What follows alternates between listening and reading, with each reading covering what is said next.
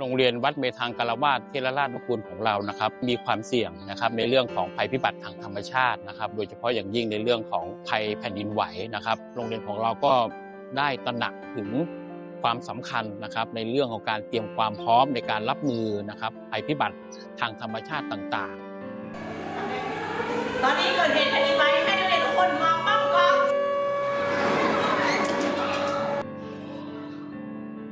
โครงการเสริมสร้างความปลอดภัยรอบด้านในสถานศึกษาได้รับการสนับสนุนนะคะจาก Prudent Foundation ผ่านทางองค์การแพลน International ฮ่องกงค่ะ